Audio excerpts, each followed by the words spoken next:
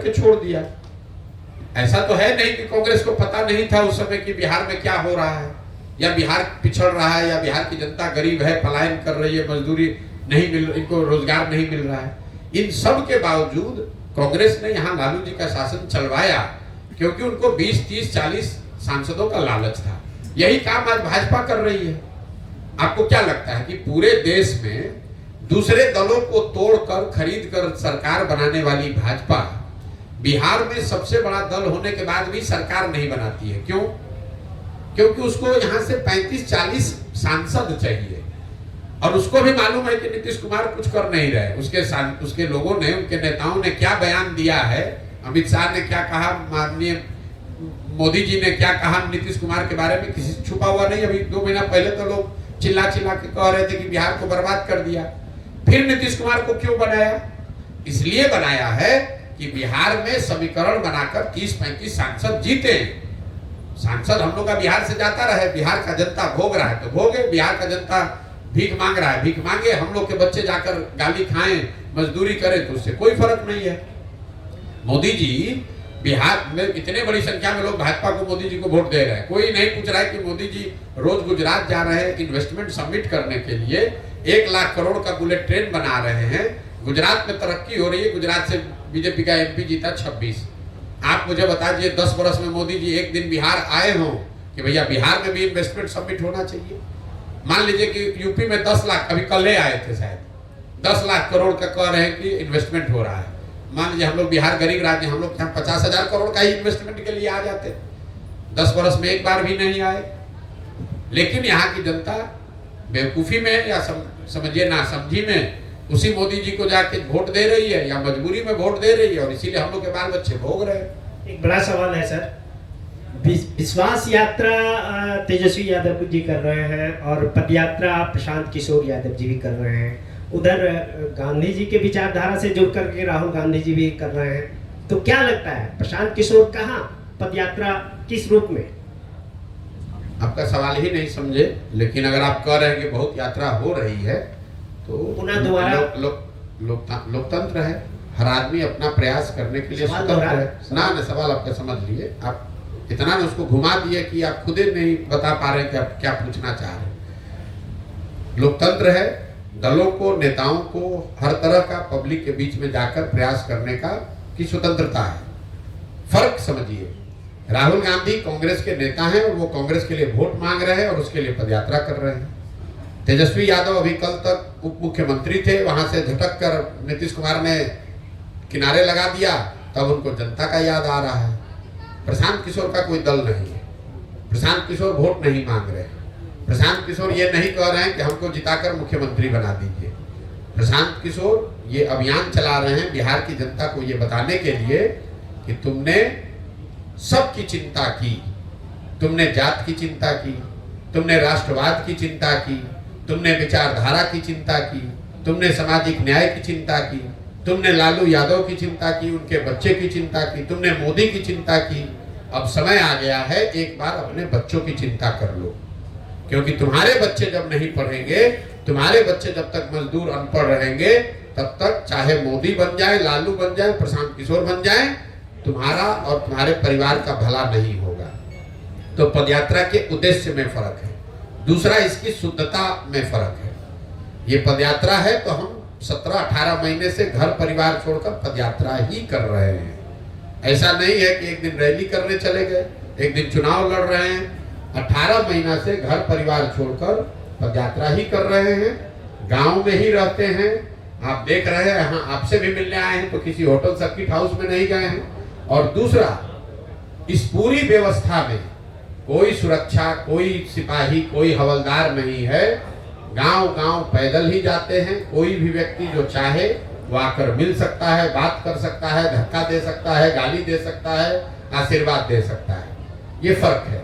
ये जो लोग पदयात्रा जिनकी आप चर्चा कर रहे हैं, मैंने पहले भी कहा था, नीतीश कुमार ने एक यात्रा की थी। इनको खुली चुनौती दे रहे हैं कि अपने अगल बगल सुरक्षा ये हटा दें और किसी एक गांव पंचायत में पैदल चल के दिखा दें। इनका दम नहीं है कि एक पंचायत या एक गांव में बिना सुरक्षा के, बिना अपने लाभ का दल बल के एक गांव में ये लोग चल के दिखा दें। नीतीश कुमार मुख्यमंत्री हैं ना भाई, उनको खुली चुनौती मैंने दे रखी है कि आप एक पंचायत में खाली पैदल चल के दिखा दीजिए। मेरे भाई, इनका दम नहीं है।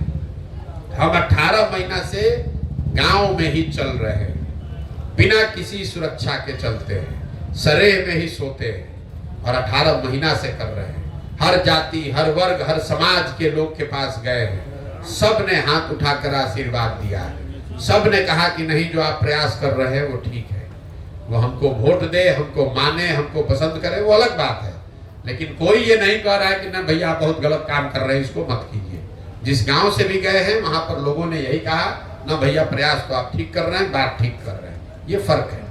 सर, अभी के दौर में जाति, धर्म, मजहब को लेकर लोग वोट करते हैं और कब नहीं करते थे कि अब करते हैं? अब ज्यादा बढ़ गया है। आपके पास कोई थर्मामीटर है? ज्यादा बढ़ गया है? आपके पास थर्मामीटर है कि अब ज्यादा बढ़ गया, पहले कम था? मोदी जी को वोट पड़ा है कि नहीं बिहार में? जोर से बोलिए, पड़ा है कि नहीं? सबको सुनाइए। पड़ा है ना? तो मोदी जी के जाति के यहाँ कितना आदमी रहता है मधेपुरा बिहार में, जरा बता तो दीजिए। अभी तो आप बोले कि सब लोग जाते पर वोट दिया है। पहले एक बात पर अड़े रहिए, आपने कहा कि हर आदमी बिहार में जाति पर ही वोट दे रहा है। सुन लिए क्वेश्चन, रोज है। अरे 18 महीने से यही सवाल रोज सुनते हैं। बिहार में आदमी को सवाल इससे ज्यादा कुछ आता ही नहीं है, यही 4 सवाल पड़ता है, भैया जाति पर वोट पड़ता है, आप कैसे निपटिएगा? अरे आप पत्रकारिता करते हैं तो हमको भी तो थोड़ी बहुत समझ होगी। पहला सवाल आदमी छूटते, जिसको राजनीति का आर अभी सीखता है तो यही सवाल करता है, ए भैया बिहार में तो बड़ा जात है, आप इससे कैसे निपटिएगा? तो मेरे भाई, उसको जवाब मेरा यही होता है कि यही बता दो कि अगर आपको लगता है कि हर आदमी जाति पर ही वोट देता है तो मोदी जी को बिहार में वोट दे कौन रहा है? मान लीजिए कि आपने कहा, दूसरे सवाल पर आते हैं, हम तो कह रहे सवाल सुने नहीं, कहेंगे ना हमको तो धर्म पर हिंदू मुसलमान के नाम पर दिया, यही कह रहे हो ना? चलो छोड़ दो, मुसलमान यहाँ 18% रहता है, वो लालू जी को वोट देता है, ओवैसी को वोट नहीं दिया। तो लालू जी को काहे वोट दिया, ओवैसी को काहे नहीं दिया? विधानसभा में जो पूछ रहे हैं वो बताओ, लालू जी को मुसलमान वोट क्यों देता है? तो उनके जाति का नहीं है। काहे जबरदस्ती का ज्ञान? जब एक होता है सवाल, एक होता है तर्क और दूसरा होता है कुतर्क। आपने कहा जाति धर्म, भाई जाति धर्म पर वोट बिहार में भी पड़ता है, पूरे दुनिया में पड़ता है, इसमें नई बात क्या है? आप बिहार के होने के नाते आपको एक बिन मांगी सुझाव दे देता हूँ, इस चक्कर में मत पड़िए। ये बाहर जो बिहार के लोगों को नीचा दिखाते हैं, उन्होंने ऐसा आपके हमारे दिमाग में बैठा दिया है कि बिहार इसलिए पिछड़ा है कि यहाँ पर जाति बहुत है। आप गए हैं गुजरात, कर्नाटक, आप चुनाव कराए हैं कभी बंगाल में, तमिलनाडु में, वहां जाति नहीं है? गुजरात में जाति नहीं है? लिंगायत बोकालिका कर्नाटक में नहीं है? माला मडिगा रेड्डी कम्मा आंध्रा में नहीं है? वहां का आदमी को कोई जाति के लिए दोष दे रहा है? आप बिहार में गरीब हैं, मजदूर है, इसलिए आपको जातिवाद बताया जा रहा है। यूपी में जाति नहीं है। यहाँ का जो पत्रकार पढ़ा लिखा समाज है, वो भी इस चक्कर में पड़ के अपने ही से कहता है भैया यहाँ जाति बहुत है, यूपी में जाति नहीं है। कभी पूछे हो जाके सवाल ये, आप जाके उत्तर प्रदेश में, तो यहाँ काहे पूछते हो भाई?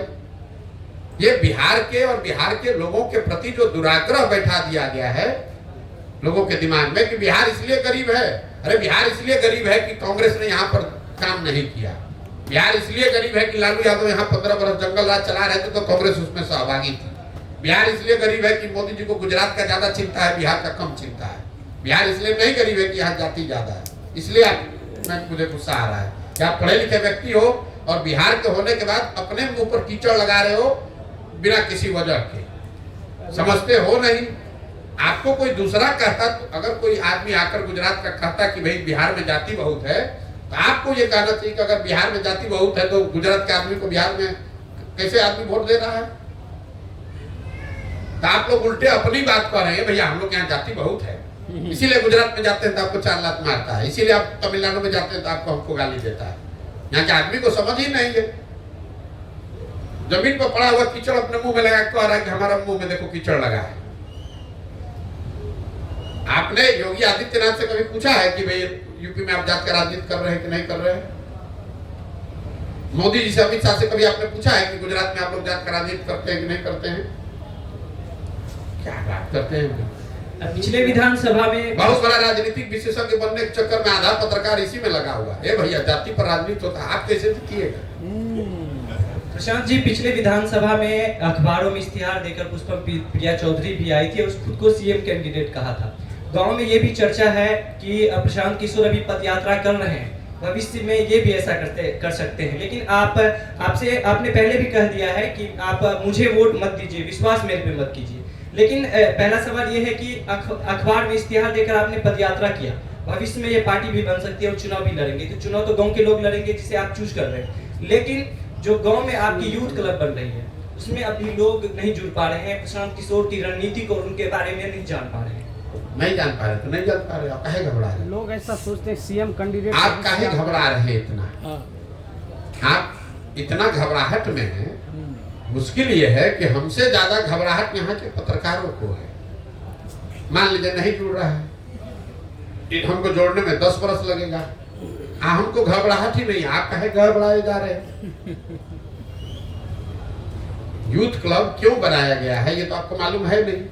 यूथ क्लब इसलिए बनाया गया है कि अगले 5 वर्ष में 10 वर्ष में जो बिहार की राजनीति पर 1250 परिवारों ने कब्जा किया हुआ है, इसको तोड़ने के लिए नए युवाओं को चिन्हित किया जाए, उनको प्रशिक्षित किया जाए, उनको मुखिया, सरपंच, विधायक बनाया जाए, तो एक दिन में तो बनेगा नहीं।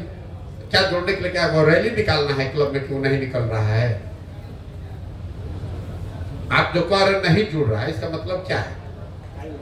मतलब क्लब में आप क्या होता तो आप कहते कि जुड़ रहा है और क्या नहीं हो रहा है आपकी नजर से? अमूमन आपका बोर्ड लगभग हर कई जगह पर देखने को मिला, लेकिन तो अच्छा है खराब है? अच्छा है, हाँ। लेकिन वहाँ पर लोग जो है सक्रिय नहीं, कई बार तो लोग के सक्रिय होने के लिए बना ही नहीं गया है। अभी यहाँ यूथ क्लब की बैठक होगी, उसमें पहले देखिए, आप लोग पत्रकार हैं, सवाल करने आते हैं तो थोड़ा सा रिसर्च करके आए, थोड़ा पढ़ के आए। यूथ क्लब की परिकल्पना क्या है? बिहार के 1 लाख बच्चों को, ऐसे बच्चों को जिनके माता पिता बड़े घर के नहीं हैं, ऐसे बच्चों को जिनके माता पिता विधायक, मुखिया, सरपंच नहीं हैं, ऐसे बच्चों को जिनमें राजनीतिक सामाजिक पहचान बनाने की, काम करने की क्षमता है, जज्बा है, ऐसे बच्चों को चुना जाए, चिन्हित किया जाए, उनको प्रशिक्षित किया जाए, उनको साधन दिया जाए, मदद किया जाए। तो आज अगर चिन्हित करना शुरू करेंगे तो आपको बोर्ड दिख रहा है। अब उन बच्चों का प्रशिक्षण होगा, वो बच्चे समाज में साल, 2 साल, 5 साल, 10 साल काम करेंगे, तब ना आपको कुछ दिखेगा। आज आप पौधा लगा रहे हो, आप कह रहे भैया उसमें आम का फल नहीं दिख रहा है, तो भैया आज पौधा लगाए हैं तो फल कैसे उसमें दिखेगा? आज तो पौधा ही लगा है ना, जब वो पेड़ होगा तभी तो समय पर उसमें फल आएगा। चलिए भैया, एक सवाल ले लिया जाएगा, सीधे एक सवाल है कि आपसे पहले पूछा भी जा चुका है, आप तो राजनीतिक दल बनाएंगे, चुनाव आ गया नजदीक, लेकिन क्या अभी प्रशांत किशोर तटस्थ ही रहेंगे इस लोकसभा चुनाव के लिए? भैया मैं बिल्कुल तटस्थ नहीं हूँ, मैं जनता के साथ खड़ा हूँ और मैंने अपने लिए जो भूमिका तय की है कि मुझे गांव-गांव जाकर लोगों को ये समझाना, बताना है, वो काम हम कर रहे हैं। तटस्थ कहाँ? हम तटस्थ रहने वाले लोगों में से नहीं हैं। हम घर पर नहीं बैठे हैं, गांव-गांव जाकर इन लोग का कलई खोल रहे हैं, इनको बता रहे हैं जनता को कि देखो कैसे तुमको जात के नाम पर, धर्म के नाम पर, राष्ट्रवाद के नाम पर, भारत पाकिस्तान, हिंदू मुसलमान के नाम पर तुमको बरगलाया जा रहा है, तुमसे मुफ्त में वोट लिया जा रहा है, सजग हो जाओ। अब आप कह रहे हैं सजग हो जाएगा तो क्या करेगा? तो जब सजग होगा तभी ना अपने लिए कोई व्यवस्था बनाएगा। उसके जीवन का ये पहला और अंतिम चुनाव नहीं ना है।